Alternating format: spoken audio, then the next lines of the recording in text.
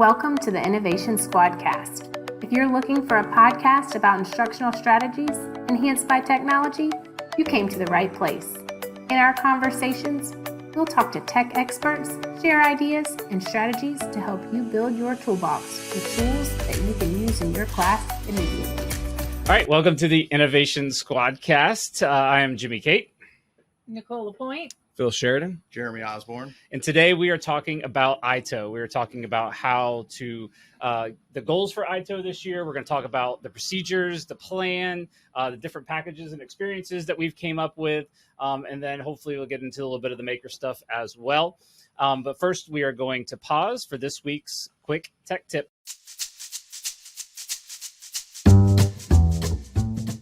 This week's quick tech tip is in Google Drawings on how to use it to make laser cut projects. So we can insert our shapes right here with insert shapes. And in this case, I'm just going to do a nice simple circle. Make sure that you're paying attention to scale when you're building these. You don't want to obviously make things so large that they would be difficult to cut inside of your laser cutter. So you have a ruler at the top that kind of lets you know what size things are.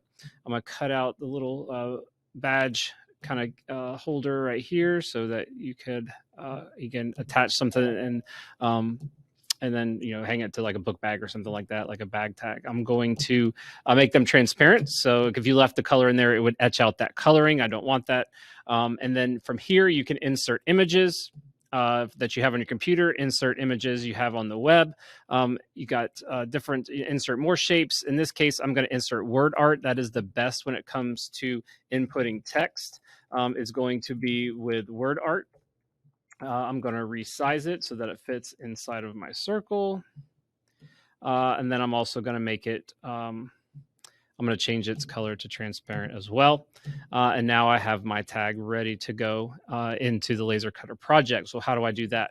I'm going to go over here to File, and then I'm going to download. And then I'm going to download. So PDF is going to bring it over as the entire canvas with its image. The benefits of a PDF is that it brings the vector, which is actually cuts something out, versus the raster, which is kind of the etching onto it. If you're just looking for an image to like etch, you would use the PNG. But in this case, again, the PDF is what I'm looking for, since I can vector it out.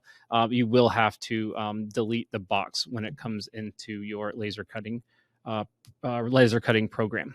All right, hope you enjoyed that quick tech tip on Google Drawing and laser cutting project. Google Drawing is definitely the best place if you're going to do those laser cutting projects. And so thanks for that quick tech tip. All right, so we're looking at the goals for Itow this year. What's going to be some of the kind of the main goals with Itow compared maybe to last year? So this year, last year was awareness building. Wanted to show everybody this new truck and see what was going on with it and let everybody see all the stuff that we could bring to the schools. So now that we're kind of beyond that, it's really about giving students a targeted experience, having specific objectives. Like, for example, you said Google Drawings is a great tool to pair with laser cutting. Sure. So we have laser cutters. We can work with the teacher and go out to the school and teach the students how to use Google Drawings to do maker stuff on a laser. So we have those experiences listed out on our website for Itow, and that's really what we want teachers this year focusing on, and is a targeted experience with a specific outcome. Sure. Not just come on the truck, check everything out, and walk away with, you had fun, but what was the real learning outcome of that? So exactly. And speaking about that, we have a couple trucks signed up at some of the elementary schools to do just that. The kids were working on something in science. So they're creating something in Google Drawings, and we're bringing the truck there. We're going to work on creating it with the laser cutter. So Absolutely. That's exciting. Yes, we want to have that kind of learner focused. We want to have an instructional goal. And then we also are going to work in some kind of pre-activity and some post-activity, so the learning continues as we go. Right. We have created some of our packages. These are kind of pre-created packages. If you're really not sure what you want to do, or you just want to get started with a laser, we have those pre-packages where we can come out, work with the teachers, work with the students to teach them the idea of how to do things in different design, whether it's 3D printing, lasers, even teaching them about coding and robotics, things like that. And then we bring the truck out for that day. and the classes come out. They get to do the experience or the challenges based on whatever they've signed up for. And then we also have that follow-up at the end, a post, like where can we take this from here?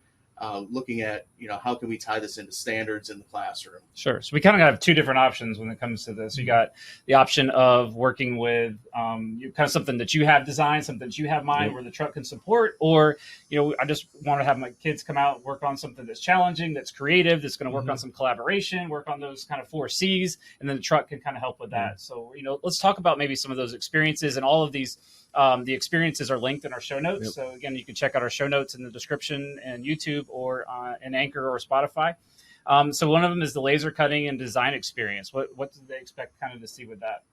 So that's really a great, experience for students to go through to see how they can take their Chromebooks and use it as a tool to create things, not just something they create and see on their screen, but actually something that they can take beyond the screen and produce something that they can hold in their hand. Nice. Our laser cutter can cut a wide variety of materials, which makes it a really awesome tool to have on the truck to give students a great maker day experience. Cut anything from wood. Kind of like these. Yeah. Oh, there we go. Yeah. Wood, acrylic, plastics, leather, fabric. So a whole bunch of things. Things can remain kind of flat, like Nicole, showing the earrings there, all the way up to things like birdhouses where you can work with students to assemble it. So again, we really want to give students an experience that they haven't had before. And a lot of schools don't have lasers, so everything they do on their Chromebook stays on their Chromebook. But with the truck, the laser experience, we can really definitely take like novel engineering, which I know you're big into, to a different level, instead of working with materials, which are great to have in the classroom, but this could kind of step it up a notch as well. Yeah. So we're kind of working on that with one of the schools. It's the whole team that's getting together and we're going to kind of plan beforehand so that they're working on some stuff before we get there. Then once we get the truck there, they'll all be involved with part of the process, whether it's, sending their creation to the printer or to the laser cutter. Yeah, because we got 3D printing, kind of the same kind of idea with 3D printer as the laser cutter as well. 3D printing experience. We have a virtual reality experience as well. Yeah, the virtual reality experience is a little bit different because it gives the students the opportunity to put the headsets on and go into that virtual world. But we're also looking at giving them the opportunity to start creating things. So they can create things in different programs where they're creating their own virtual spaces. So it's not just putting a headset on and experiencing it's actually creating something that other people can look at. Sure. And then another one we're looking at is a Shark Tank experience, which is one that is pretty exciting. And a lot of teachers are really excited about because it really is bringing in a lot of different elements. You're talking about thinking about a real world problem, coming up with a solution, a prototype. We can help support then the making of that prototype. But there's a lot of pre-activity there for you have that design ready. And then the post activity of them actually having now sell this to somebody, right? So all of the different work and life skills come into play with that Shark Tank experience. I'm real excited about that one. The kids get so excited because they've watched it so many times and they're thinking like, oh, that's me, I could be on TV. Absolutely. We want to leave the kids too with a spark of kind of enthusiasm when the truck rolls out. We don't want all that they've done to just kind of end when the truck pulls out of the driveway.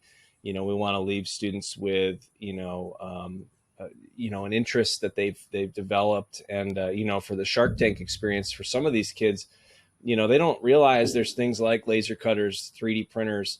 We have CNC machines. They don't understand how the things that they have in their life are made. They don't understand they can be makers themselves. So when you show some of these kids how easy it is to create a thing that they may have an idea, now all of a sudden they're invigorated to really, get after it and think entrepreneurial, and an entrepreneurial mindset is a great mindset to have, in the classroom, because those kids are, they can be really motivated. I think a big piece that ties into what you're saying, Phil, is those work and life skills. Like, we tried to connect work and life skills to every one of the challenges, especially the challenges, because those are the skills that we're really working on. Those skills of collaboration, being able to take and see a need for something and take that to the next level. to create something to fill that need. The critical thinking skills that come along with it, all of that. We do a good job of giving kids directions, you know, in the normal everyday classroom. Here's what we're going to do. Here's how you do it. And here's what I expect. Where, you know, our Shark Tank experience and some of the other experiences that we have here, the maker stuff, there isn't one set way to do it. Nope. We want them thinking for themselves and solving those problems that we put in front of them. And that is a huge life skill. Sure. To be able to be a problem solver. I like when some of them say, hey, my mom uses that, or I know what that CNC Right, machine yeah. is. My dad has made such and such on it. So then they're relating it to Their career and Right. work and life skills. And then also looking at, you know, one of the goals for the Itow is not just this year, you kind of learned it, but the next year, we really want the kids to start developing, you know, ways that the truck can help support their ideas and really get to where they're taking ownership of this. And like, we have this great idea. This is what we want to do. Let's bring the truck out to ourselves and let that kids initiate that as well. Right. So we're real we excited do about have that. leaders at some of the schools that already come out and Yep. help lead a group. So that is a big Sure. push for next year. One of the other experiences we have is a coding challenge using robotics. I know that's Jeremy's expertise there. So. Yeah. So with the coding challenge, there's different levels based on, you know, the grade level that you teach, but we have a lot of options as far as robotics go. We have our Ozobots, which are great for your primary levels. We have Dash and the Q robots.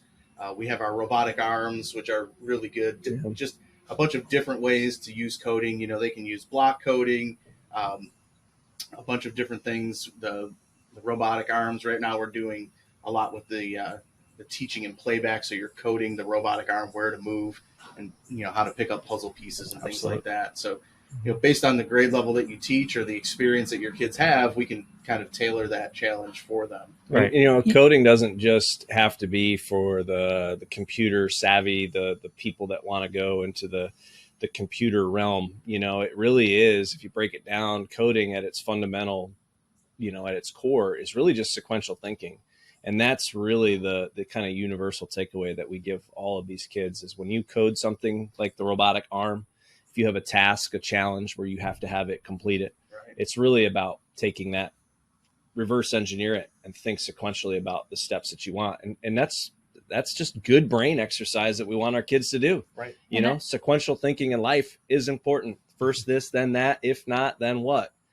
It's a problem solving Don't skill. underestimate the child either. Oh, No. my kids are too young for that, because we've seen some younger ones really pick up on coding with the robotic arm. And of course, a lot of them know block coding and stuff. But, Right. you know, with the Ozobots, to get those to follow the path of, you know, the ocean floor or something, like, yeah, don't ever underestimate. And the They biggest can- thing we want to do is work on that design process, right? And that's where like our engineering challenge or our problem solving challenges are out there, where the kids are working with that design process, going through the different methods that it takes, trying something. If it doesn't work, reworking it, and then, you know, and really learning from that. And so having all that experiences and really working through that design process is something that's very important. I think for that's any level. That's probably the hardest part of the truck is that, you know, the truck is only going to be out at the school for a certain period of time. But Right. when the kids really get going with a lot of these things, you can have that truck there days because, you know, the design process really is about, you know, solve the problem, but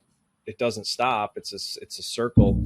It's a process that we just keep repeating and constantly improving. So, you know, we do want kids when we leave thinking about, boy, if the truck were to come back, how could I keep going with this? And, you know, we can work with the schools to make that happen. And that's when podcasting comes into play too. Yep. So just like we're sitting here talking about it, we've had a podcasting set up when the truck was out there, and there were so many kids excited to go, I want to be on a I podcast, know. to go talk about what they learned and what they did when they were working with the robotic arms at Whitesville. I was really or with surprised by Dash. how much they really wanted to do that, because you would think most people would be kind of shy, not wanting to Yeah, do that. no, they but were ready. They're all about it. They Right. were really wanting to do that. So that was really exciting to see. Mhm. So all this great stuff, right? Teachers are hearing this. Yep. You know, what's the plan, I guess? You know, there's a couple steps. We got a document out there. Again, all this is linked to our show notes as well. What would be the best plan to go forward if they want the truck to come out to their school? So the request process is pretty simple. If you want the school, if you're an individual teacher or a coach or even an administrator, if you want the truck to come to your school for one of these events, just reach out to your ILC. We'll get that process started. We have a really simple form that we fill out so that we can keep track of, you know, what days and who's available to come out and help and what what packages you're going to sign up for, or if there's something that's not a package that you want to just do. And then once that happens, we go into the process of meeting with the teachers that are going to be coming out there, making sure that everything's set up, and then just kind of following up from it there all the way through that whole process. Sure. So that's kind of our role in this whole thing, is making sure that everything gets set up and runs smoothly. The truck shows up the day that it's supposed to show up. Right. No rain. No rain, hopefully. rain, Yeah, we'll have yeah. alternate dates. And yeah, if you don't know who your ILC is, we'll have a link in the show notes so you can look up who your ILCs are. And then we also have a request form that we'll work with you to kind of fill out the request form. And then we also do some things like we'll be able to help support the pre-activity part as well, right? Mhm. Yep. Yeah. Going out, planning ahead of time. We're heading out to a school next week to help them with their design. Yep. So that you don't have to use the truck time to work on that. Yeah. Sure. And if you wanted to do something like coding, but you've never coded before as a classroom teacher, that's our role. We can come out, we can co-teach with you, teach you how to do some of that stuff, and really empower you to take that to the next level in your classroom. Truck brings this a lot of times the stuff, Right. but the concepts, if there's some prerequisite concepts and understanding that we want to get students to a certain level, we want to do that ahead of time so that, like Nicole said, the truck isn't, the limited time that the truck's going to be there. You want to make the most of the time you have with the stuff. So, pre-planned, prerequisite stuff, truck shows up, and then, how can they continue to build on some of those concept skills that they got hands-on with the day the truck was there. Right. And this doesn't, you were talking about this earlier, it doesn't have to be whole school, right? It can be just an individual teacher that really wants to spend the day with their kids out doing whatever maker, process. So it can be focused on one, it could be maybe a grade level. So there's different options out there that they can go forward with. So Yeah, like last week we did coding with the computer teacher. So a ton of the kids were able to come through the truck. 7 different classes during that day. Yeah. So, definitely go reach out to your ILCs or go through your instructional coaches. And if you're really wanting the truck to come out, we will definitely have that, get that out to you as soon as possible. So anybody else have anything else? No, we're excited to roll out up to your school. Yeah, we are very excited to be out there. So we hope that you guys a little request warm right us. now, though. Yeah, hopefully request us, and we'll see you out at your schools. Bye. Bye.